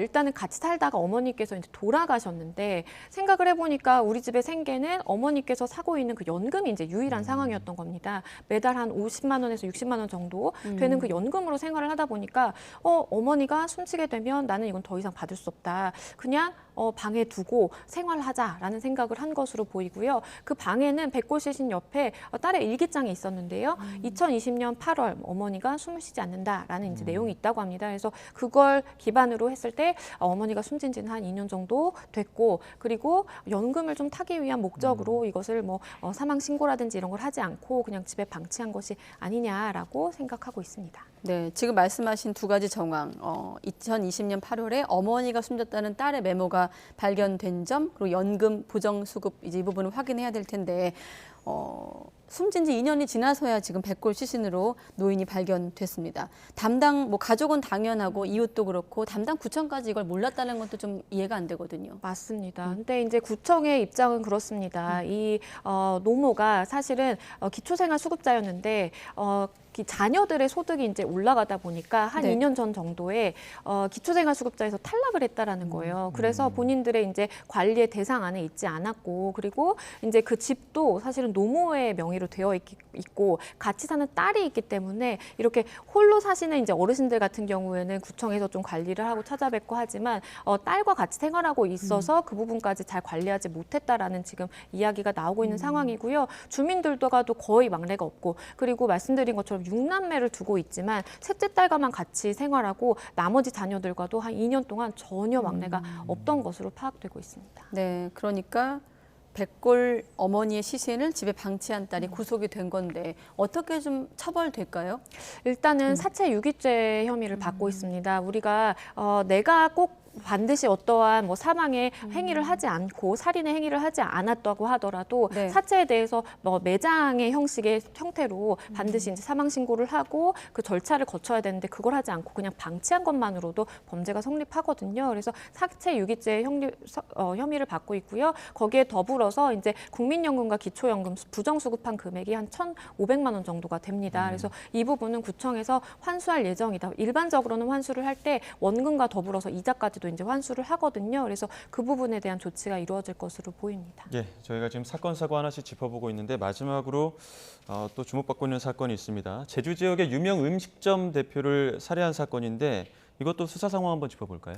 네, 일단은 주범 박모 씨와 그리고 이제 한 부부가 있습니다. 총 3명인데요. 모두 구속 기소가 되어 있는 상황이고요. 네. 당시에 처음 구속이 될 때에는 수사기관에서 주범에게는 살인 교사, 그리고 이 부부 실제 행동에 올린 부부에게는 살인죄를 적용을 했었는데요. 이게 살펴보니까 이건 돈을 목적으로 한 것이다. 그냥 단순히 살인이 아니고 이건 강도 살인을 적용해야 되는 사안이다라고 지금 판단을 하고 있는 상황입니다. 왜냐하면 그 주범인 박모 씨가 피해자와 고향 친구라고 합니다. 예. 그래서 피해자가 운영하는 식당도 많이 이제 도와주고 그랬었는데 네. 이게 이제 식당에 대한 운영권을 박탈당하게 되고, 그리고 본인이 지금 빚이 있었습니다. 8억 원이 넘는 빚에 대해서 이 피해자가 계속해서 이제 채무 변제 요청을 하다 보니까 이거 내가 갚지 않고 그냥 이 여성을 살해한 다음에 내가 식당의 운영권까지 다 확보해야 되겠다라는 그런 고의를 가지고 살인의 교사 내지는 본인이 직접적으로 굉장히 적극적으로 행동을 했다라고 보이는 것이고요. 이 부부 역시도 경제적인 곤궁 상태로 인해서 사실은 실행에 옮기게 된 그런 상황입니다. 그래서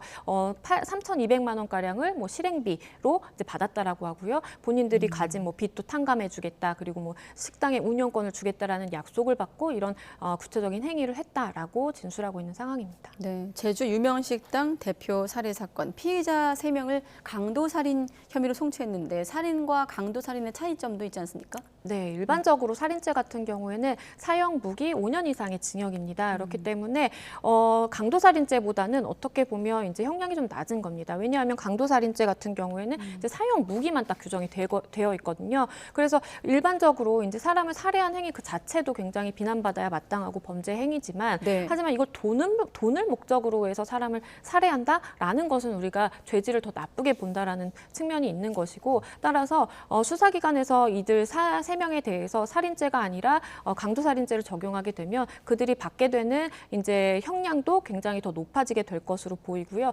본인들이 돈을 목적으로 한 것이 아니다라는 것에 초점을 맞춰서 아마 항변을 굉장히 해야 될 것인데, 현실적으로 나와 있는 그 증거들에 의하면 그러한 항변이 받아들여질 가능성은 굉장히 낮아 보입니다. 예, 이게 지난 9월부터 7차례에 걸쳐서 고의 교통사고를 내든지 아니면 복장을 바꿔서면서 계속 사건을 모의를 정황들도 있습니다. 이렇게 계획적이고 또 피해가 중대하다면은 신상 공개가 될 법도 한데 이게 안 된 이유도 있습니까? 일단은 수사기관에서 이야기를 하기로는 이게 피해자에게 좀 피해자 가족들에게 2차 가해가 발생할 좀 위험이 있어서 그렇게 결정했다라고 이야기를 하고 있습니다. 더불어서 수사 진행 중에 이제 공공의 이익의 유무를 고려해서 판단을 하는데 우리가 이제 신상 공개를 한 다른 사건들과 좀 비교했을 때 공개를 할 정도는 아니다라고 판단한 것으로 보이는데요. 사실 신상공개위원회의 일방적인 좀 결정에 의해서 어떤 것은 또 공개되고 아니고 하는 측면이 좀 없지 않아 있습니다. 그래서 그러한 기준에 대해서 좀 또렷하게 마련이 돼야 될 필요성도 인정이 됩니다. 네, 오늘은 양지민 변호사와 함께 사건 몇 가지 알아봤습니다. 고맙습니다.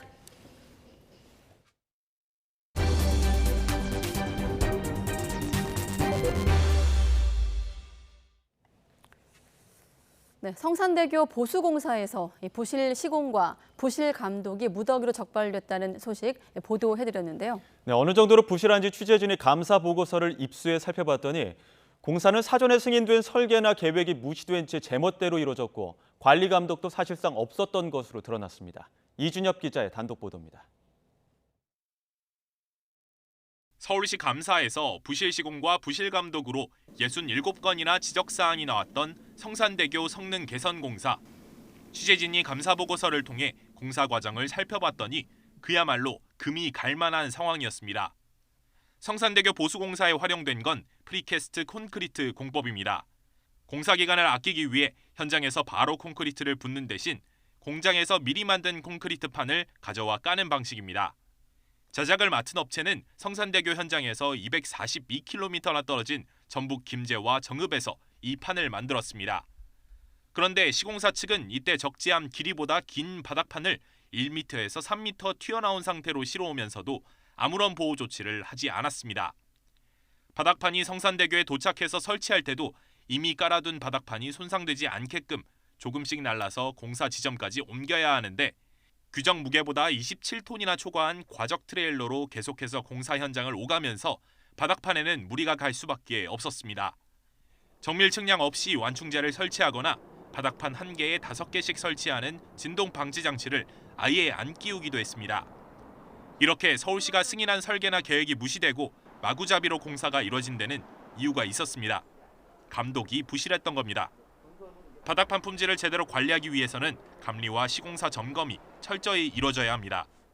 하지만 성산대교 북단 155일, 남단 42일에 이르는 바닥판 제작 기간 가운데 실제 점검이 이뤄진 건 각각 3일뿐. 대신 서울시에는 매일 참여했다고 허위 보고했습니다. 심지어 남단공사에서는 책임질 현장 대리인조차 아예 없었습니다.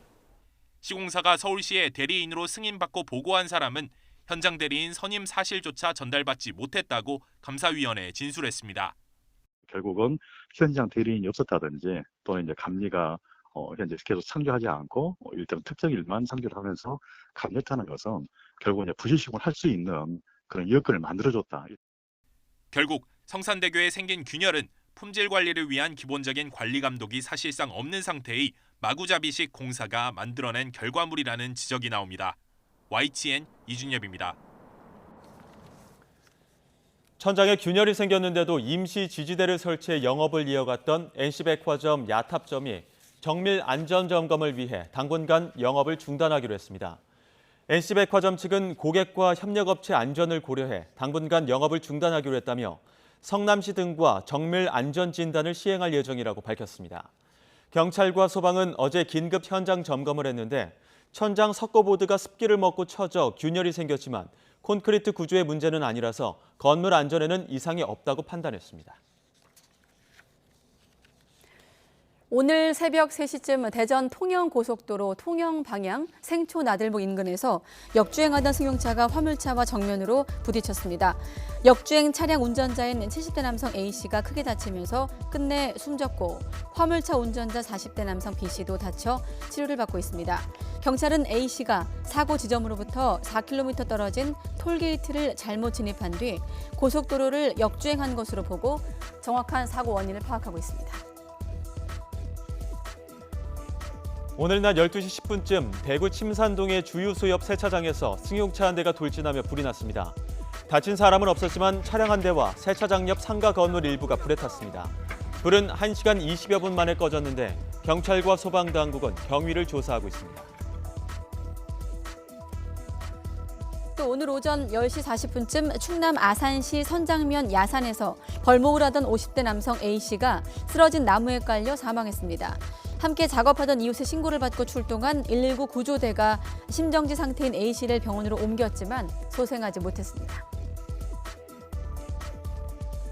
오늘 아침 7시쯤 서울 제기동에 있는 2층 공업사 건물에서 불이 나 20분 만에 진화됐습니다. 불이 나자 2명이 스스로 대피했고 쌓여있던 폐지 등과 함께 건물 일부가 불에 탔습니다. 오늘 오전 11시쯤엔 충남 태안군 옹도 근처 해상에서 스킨스쿠버를 하던 50대 남성 A씨가 물에 빠지는 사고가 있었습니다. 함께 나갔던 일행이 A씨를 구조했고 소방당국이 심폐소생술을 하며 병원으로 옮겼지만 결국 숨졌습니다. 새해에는 유지 비용이 적게 들고 환경 보호까지 할 수 있는 전기차로 바꿔볼까 고민하시는 분들 많을 텐데요. 한 번 고장나면 전국에 수리할 수 있는 정비업체가 많지 않아서 번거로운 게 한둘이 아니라고 합니다. 윤혜리 기자의 보도입니다. 전기차를 탄 지 5년째 되는 김동신 씨. 한 달 유지비가 4분의 1로 줄고 매연과 소음 걱정도 없어서 만족스러웠습니다. 차에 시동만 걸면 원인을 알 수 없는 진동과 소음이 시작된 건 지난 7월부터였습니다.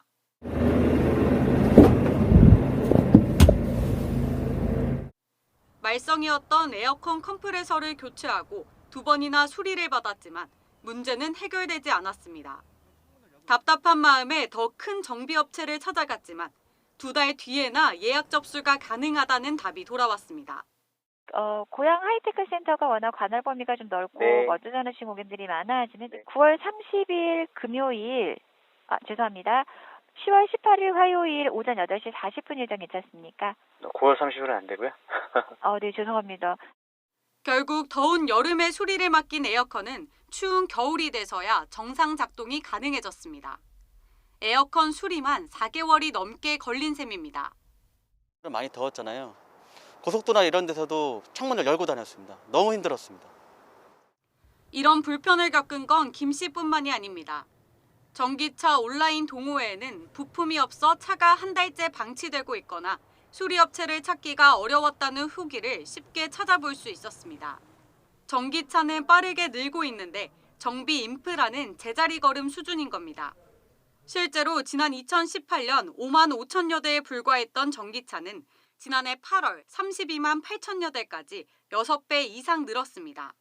일반 정비업체 가운데 전기차 수리가 가능한 곳은 전국에 1,300여 개로 전체 4.3%에 불과했습니다. 일반적인 조그마한 공장에서는 수리를 못하다 보고 이런 큰 공장에서 수리를 진행하다 보니까 수입차의 경우 상황이 더 심각해 3만여 대가 넘는 테슬라 서비스 센터는 전국에 8곳에 그쳤습니다. 전기차는 고전압 배터리 등 다루기 까다로운 부품들을 사용하는데 전문적인 인력과 장비가 아직 충분하게 확보되지 않은 탓입니다. 선 AS망을 구축하면은 소비자 불편도 최소화되고 앞으로 그로 인한 만족으로 인해서 보급 속도도 더 빨라질 수가 있는데 이걸 반대로 하다 보니까 전기차 정비업체 부족 문제는 단순한 불편함을 넘어 안전과 직결된 사안인 만큼 전문적인 인력과 인프라 확충이 시급해 보입니다. YTN 윤혜리입니다. 오는 22일부터 우회전 신호등이 본격 운영됩니다. 우회전 신호등이 설치된 곳에서는 녹색 화살표 신호에만 우회전할 수 있게 됩니다. 또 우회전 신호등이 없는 경우 적색 신호일 때 반드시 일시 정지한 뒤에 우회전해야 합니다. 경찰은 3개월 동안 계도 기간을 거쳐 단속 여부를 결정할 방침입니다. 코로나19 사태로 3년간 축소 운영된 예비군 훈련이 오는 3월 2일부터 정상 시행됩니다. 동원 훈련은 1에서 4년 차 예비군 가운데 지정자를 대상으로 현역 부대나 훈련장에서 2박 3일간 실시합니다.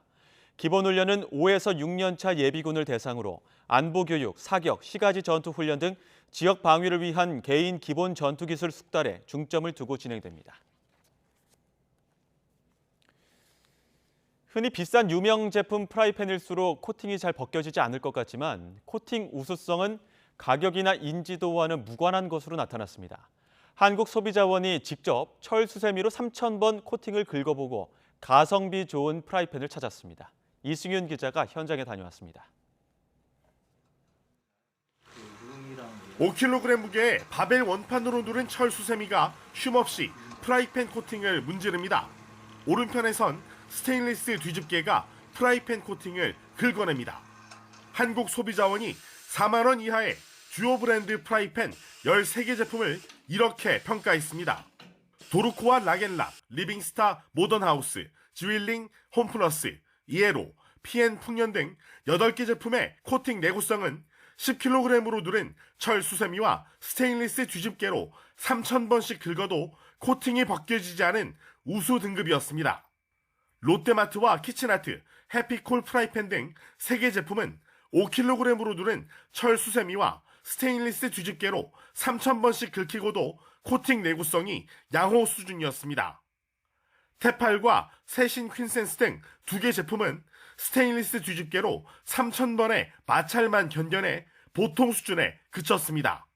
이번 조사 제품 가운데 가장 비싼 프라이팬과 가장 저렴한 프라이팬입니다. 모두 내구도는 우수한 것으로 나타났습니다. 그리고 지금 이 프라이팬이 가장 브랜드 인지도가 높은 제품인데 내구도는 그냥 보통 수준인 것으로 나타나서 이 코팅의 우수성과 가격 그리고 브랜드 인지도는 꼭 비례하는 건 아닌 것으로 조사됐습니다. 소비자원이 고른 가성비 좋은 프라이팬은 브랜드가 덜 알려진 가격이 대부분 2만 원 미만인 제품이었습니다. PM 풍년, 또 모던하우스, 도르코 등 3개 제품은 내구성이 우수하고 무게가 675g 이하로 가벼워 다루기가 상대적으로 쉬웠습니다. 또한 도르코, 이에로, 홈플러스 등 3개 제품은 내구성이 우수하고 조립 공간이 상대적으로 커 한 번에 더 많은 요리를 할 수 있었습니다. 유해물질 안전성과 손잡이 품질 등은 모든 제품이 기준을 통과한 것으로 나타났습니다. YTN 이승윤입니다. 그제 네팔 포카라에서 추락을 해 한국인 승객 2명이 숨진 여객기의 조종사가 착륙 직전 활주로 변경을 시도한 것으로 드러나고 있습니다. 네팔 민간항공국 대변인은 조종사는 애초 배정된 활주로가 아닌 다른 곳에 착륙하길 원했다고 밝혔습니다. 다만 사고 직전 어떤 조난 호출도 받지 않았고 조종사가 신축된 국제공항에 착륙 허가를 받을 때까지 모든 것은 정상으로 보였다고 설명했습니다. 조현동 외교부 1차관은 네팔 여객기 추락 사고로 숨진 한국인 2명의 명복을 빌며 유가족 분들에게 깊은 애도를 표한다고 밝혔습니다. 조 차관은 국회 현안 보고에서 이같이 말한 뒤 향후 사망자의 최종 신원 확인 등 필요한 조치를 취해 나가겠다고 밝혔습니다. 네, 이탈리아에선 마지막 갓파더로 불리던 마피아 두목의 체포가 큰 화제입니다. 이탈리아에서 가장 극악무도한 살인을 지시한 마피아 두목이 도주 30년 만에 체포가 된 건데 이탈리아 총리는 시칠리아를 방문해 범죄와의 전쟁의 중요한 승리라고 강조하기도 했습니다. 김진호 기자입니다. 검거 1순위 마피아 두목 마테오 메시나 데나로가 시칠리아 섬의 주도인 팔레르모의 사설 클리닉에서 군 경찰에 끌려 나옵니다. 1993년부터 무려 30년간 도피 행각을 벌여온 마지막 갓파더가 드디어 체포되자 시민들은 감격합니다. Stamattina sentendo la notizia dell'arresto del capo dei capi sono rimasto incredulo, scioccato, allo stesso tempo però felice. 가명을 쓰며 이곳에서 치료를 받고 있다는 첩보를 입수한 군경찰 특수팀이 현장을 급습해 데나로를 체포했습니다. Messina Denaro all'interno di una struttura sanitaria dove si era recato per sottoporsi a delle terapie cliniche. 영화 대부에서 묘사된 실제 시칠리아 범죄 집단 코사노스트라의 두목인 데나로는 도피 중에도 조직을 이끌어온 것으로 알려졌습니다. 데나로는 1992년 마피아 단속을 주도했던 조반니 팔코네 검사와 파올로 보르셀리노 판사 살해 사건 등 수십 건의 살인 사건 배후로 지목받고 있습니다. 내가 죽인 시체만 모아도 공동묘지 하나는 만들 수 있다고 자랑했던 것으로 알려진 무자비한 마피아 두목은 2002년에 진행된 골석 재판에서 이미 종신형을 선고받았습니다. 데나로 검거 소식에 여론의 관심이 높아지자 이탈리아 총리도 시칠리아를 급거 방문했습니다. La guerra non abbiamo sconfitto la mafia, ma questa battaglia era una battaglia fondamentale da vincere ed è un colpo duro per la criminalità organizzata. 멜로니 총리는 팔코네 검사에 대한 폭탄 테러가 벌어진 곳에 세워진 기념비도 방문해 마피아와의 전쟁을 계속하겠다는 의지를 다졌습니다. YTN 김진호입니다. 영국에선 런던의 엘리트 경찰관이 20년 가까이 성범죄 49건을 저지른 사실이 드러나면서 논란이 일고 있습니다. 영국 BBC 등은 48세 런던 경찰 데이비드 캐릭이 법원에 출석을 해 여성 12명에게 강간과 강간 미수, 불법 감금 등 성범죄 49건을 저지른 사실을 인정했다고 보도했습니다. 캐릭은 지난 2003년부터 2020년까지 데이팅 앱 등에서 피해 여성들을 만나 성범죄를 자행한 것으로 나타나고 있습니다. 경찰 신분증을 보여주며 신뢰를 쌓은 뒤 범행을 했는데 신고해봐야 현지 경찰의 말만 믿을 거라고 피해자들을 협박해온 것으로 드러나고 있습니다. 지난해 전 세계에서 살해당한 언론인과 언론계 종사자가 전년보다 50% 증가한 86명으로 집계됐습니다. 유네스코는 2018년 살해당한 언론인이 99명에서 2019년부터 2021년까지 연평균 58건으로 감소했다가 다시 증가했다고 밝혔습니다. 유네스코는 성명을 통해 나흘에 한 명꼴로 살해 사건이 발생하고 있다면서 전 세계적으로 법규 체계의 균열이 증가하고 있다는 뜻이라고 지적했습니다. 네, 속보가 들어왔습니다. 오늘 오후 전체 회의를 연다는 내용 앞서 중계를 연결해서 기자를 통해 확인했었는데 국회 이태원 참사 국정조사특별위원회 야 3당 의원들이 국정조사 결과 보고서를 단독으로 채택을 했습니다. 이번 결과 보고서 관련해서 여야가 합의를 못했다고 했는데 결국 단독으로 채택을 했다는 속보가 들어왔습니다. 더불어민주당과 정의당 또 기본소득당 소속 국조특위위원들은 오늘 국회에서 열린 전체 회의에서 여당 위원들 참여 없이 결과 보고서를 단독 채택을 한 겁니다.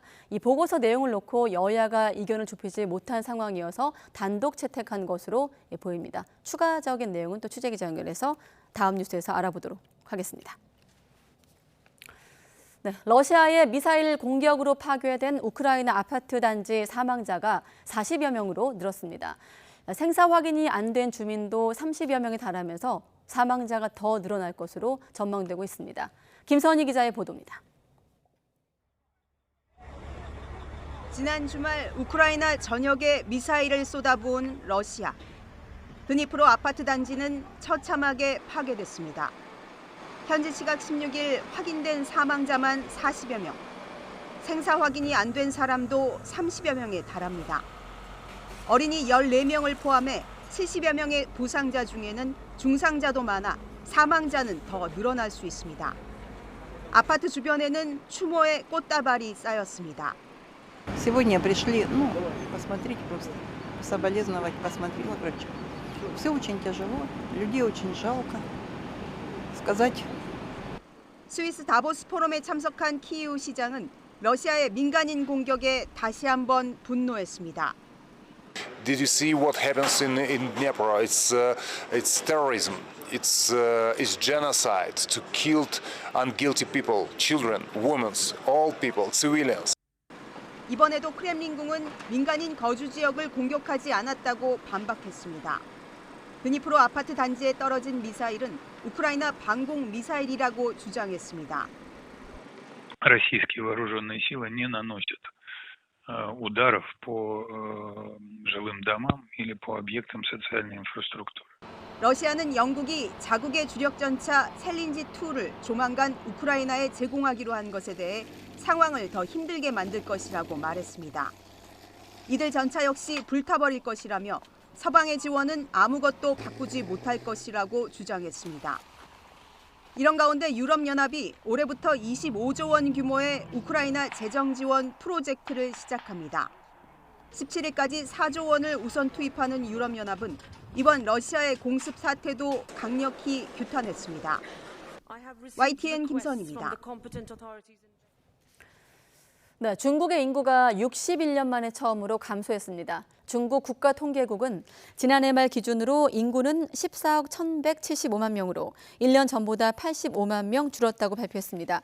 특히 지난해 사망자 수는 1년 만에 27만 명 늘었습니다. 중국의 인구가 감소한 것은 대기근이 있었던 1960년과 61년 이후 61년 만에 처음으로 최근 출생률이 감소하고 또 코로나19로 사망자가 급증한 영향으로 분석되고 있습니다. 스위스 다보스에서 세계 경제 포럼이 개막한 가운데 세계 경제학자들은 올해 세계가 저성장의 늪에 빠질 거라는 전망을 내놓고 있습니다. 다만 소비자들을 힘들게 했던 고물가 현상은 지역별로 차이가 있을 것으로 예상하기도 했습니다. 조영성 기자가 보도합니다. 전 세계 석학들이 바라보는 올해 글로벌 경제 전망은 역시 밝지 않았습니다.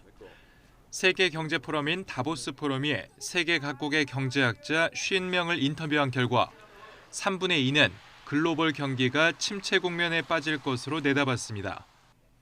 올해 저성장에 머물 것으로 보이는 지역으로 모두가 유럽을 지목했고 대부분 미국도 꼽았습니다. 반면 중국에 대한 경기 전망은 42%가 저성장할 것으로 보았지만 52%는 양호하게 성장할 것으로 답해 엇갈렸습니다. We really need to find solutions on the wars and conflicts, but we also have to secure that we don't go into a recession and we have 10 years of low growth as we had in the 1970s. 지난해와 같이 높은 물가에 시달릴 것으로 우려되는 곳은 지역별로 차이를 보였습니다. 미국과 중국, 동아시아, 태평양 지역에는 4명 가운데 1명 이하로 고물가 위험을 경고한 반면 유럽에 대해서는 절반을 웃도는 비율로 고물가를 예견했습니다. 다보스 포럼은 각국의 리더들에게 에너지와 기술의 혁신, 잠재력 높은 시장에 대한 투자를 해결책으로 제시했습니다. We will see more companies making commitments in areas that is important like upskilling, job creation, anti-corruption, the green agenda, being climate, biodiversity. 보건, 안보, 경제 위기를 두고 국제기구들의 갈등 조정 능력이 한계를 드러낸 상황에서 53회째를 맞은 다보스 포럼. 분열된 세계에서의 협력이라는 주제로 오는 20일까지 이어집니다. YTN 조용성입니다. 네, 성 전환자가 법적인 성을 손쉽게 바꿀 수 있도록 한 스코틀랜드 의회의 법에 대해서 영국 정부가 거부권을 행사할 방침이어서 논란이 일고 있습니다. 영국 정부의 스코틀랜드 담당 알리스터 잭 장관은 지난해 12월 스코틀랜드 의회가 통과시킨 성인식법이 영국의 평등 법안에 부정적인 영향을 줄 수 있다면서 조처를 예고했다고 BBC 등이 보도했습니다. 영국 정부가 거부권을 행사한 것은 1999년 스코틀랜드 의회 출범 이후 처음입니다. 앞서 지난해 12월 스코틀랜드 의회는 성전환자들이 법적인 성별을 정정하기 위한 절차와 요건을 대폭 간소화시킨 성인식 법안을 통과시킨 바 있습니다. 폭설 이후 절경을 드러낸 국립공원 설악산이 안전을 위해서 탐방로 통제를 유지하기로 했습니다. 설악산 국립공원 사무소는 지난 주말과 휴일 60cm에 달하는 눈이 내린 이후 주요 진입도로 등 공원시설에 대한 제설 작업을 진행하고 있다고 밝혔습니다. 또 탐방로와 야영장 주변에 부러진 나무와 낙석 등에 대한 안전 점검도 벌이고 있습니다. 사무소 측은 점검이 완료된 이후 이용이 가능한 곳부터 차례로 개방할 계획입니다. 설악산 국립공원 탐방 가능 여부는 국립공원공단 홈페이지 탐방 통제 정보를 통해서 확인할 수 있습니다. 현재 설악산, 울산바위 등에는 폭설 이후 눈꽃이 피면서 절경이 펼쳐지고 있으며 탐방객들의 문의가 이어지고 있습니다.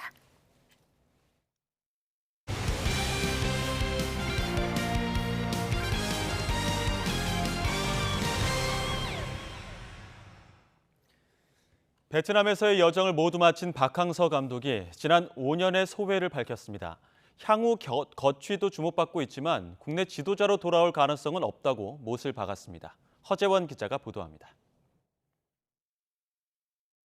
태국의 벽을 넘지 못하고 아쉬운 준우승으로 지난 5년의 여정을 마무리한 박항서 감독은 차분하게 지난 날을 되돌아봤습니다. 베트남 낯선 곳에 이렇게 장기간 있을 것이라고 생각지도 못하고 한 1년만 버티자로 왔는 게 벌써 5년까지 왔습니다. 긴 세월이죠. 선수들을 직접 마사지해주고 비즈니스석을 양보했던 박항서 감독. 감독의 인간적인 모습에 선수들이 보낸 전폭적인 신뢰는 베트남 축구 역사를 다시 쓴 기록적인 성공으로 되돌아왔습니다. 운동장에서는 나한테 많이 혼도 나고 우리 사랑방이라고 할 수 있는 의무실에서 우리 선수들하고 같이 뒹굴고 같이 이렇게 했던 그 순간이 앞으로도 많이 기억에 남을 것 같습니다. 베트남의 국민 영웅으로 떠오르며 지도력을 입증한 만큼 향후 거취에 이목이 쏠리지만 박 감독은 국내에서 지도자로 일할 생각은 없다고 못을 박았습니다. 저보다 훌륭한 후배들, 동료들이 너무 많습니다. 또 제가 특별히 한국에서 현장에서 해야 될 일은 없다고 저는 판단하고 있습니다.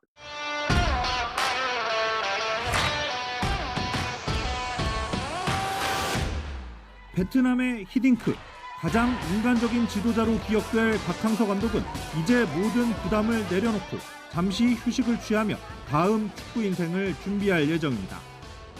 새해에는 복 많이 받으시고 건강하시고 한국에서 뵐 날을 기대하겠습니다. 많이 도와주셔서 감사합니다. YTN 허재원입니다. 홍명보 감독이 이끄는 K리그 챔피언 울산 현대가 완전체로 동계 훈련을 시작하며 2년 연속 우승을 향해 본격 시동을 걸었습니다. 김동민 기자가 보도합니다. 카타르 월드컵에 나간 국가대표 선수들까지 합류해 완전체가 된 울산 현대 선수들이 몸을 풉니다. K리그 챔피언 울산 현대는 이번 겨울에 전력을 더 보강했습니다. 스웨덴 출신의 구스타프 루비손과 보야니치를 합류시키며 다양한 공격 옵션을 장착했고 우라와에서 뛰었던 일본의 에사카 아타루는 아시아 쿼터로 데려왔습니다. 저희도 나름대로 좋은 선수들도 보강을 했고 다만 더 중요한 지난해 우승 멤버들이 그렇게 유출이 없다는 게 저희한테 있어서는 가장 큰 힘이 될 거라고 생각이 듭니다. 지난해 득점왕 조규성과 나란히 17골을 넣었던 스트라이커 주민규가 가세한 최전방 공격은 더 강력해졌습니다. 이청용은 2년 재계약했고 대표팀 중앙 수비수 김영권이 이끄는 수비 라인도 건재합니다. 많은 우승 트로피를 가져오는 게 제 개인적인 목표이자 팀 목표인 것 같습니다. 2023년이 분명히 2022년보다 힘들 거라는 예상은 들지만 그 힘듦마저 즐길 수 있도록 잘 준비하겠습니다. 지난해 17년 만에 K리그 우승을 차지하며 축구 명가를 재건한 울산 현대. 울산은 포르투갈에서 20여일 동안 전지 훈련을 하고 다음 달 25일 홈에서 현대가 라이벌 전북현대와 K리그1 개막전을 치릅니다. YTN 김동기입니다. 오늘은 종일 예년보다 추운 날씨가 이어진 하루였습니다. 영하권 추위 속에 현재 일부 수도권과 영서지방을 중심으로 약하게 눈이 날리고 있는데요. 내일 새벽까지 중서부 지방을 중심으로 1cm 안팎의 눈이 내려 쌓이겠습니다. 양은 많지 않겠지만 눈이 얼어 빙판길이 만들어질 가능성이 높으니까요. 교통 안전에도 각별히 유의해 주시기 바랍니다. 내일도 예년 이맘때 수준의 겨울 추위가 이어지겠습니다. 내일 서울 아침 기온은 영하 4도에 머무르겠고 찬바람이 불면서 체감하는 추위는 이보다 더 심하겠습니다. 내일은 전국이 대체로 흐리다가 오후부터 날이 점차 개겠습니다. 다만 중국발 스모그가 유입되면서 중서부 지방을 중심으로 공기가 탁하겠고요. 동해안 지역에서는 너울성 파도가 높게 일겠습니다. 내일 아침 기온은 예년과 비슷하거나 조금 높겠습니다. 내일 서울 아침 기온 영하 4도, 대전 영하 3도, 광주와 대구는 영하 2도가 예상됩니다. 낮 동안에도 예년 이맘때 수준을 보이겠습니다. 내일 낮 기온 서울 2도, 대전 4도, 대구와 광주는 5도가 예상됩니다. 이번 추위는 쉽게 풀리지 않고 설 연휴까지 길게 이어지겠고요. 목요일 모레 밤 사이에는 중부지방에 비나 눈이 내릴 전망입니다. 지금까지 날씨 정보였습니다. 가장 빠른 종합 뉴스 뉴스큐 마치겠습니다. 이어서 이브닝 뉴스가 방송됩니다. 시청해주신 여러분 고맙습니다.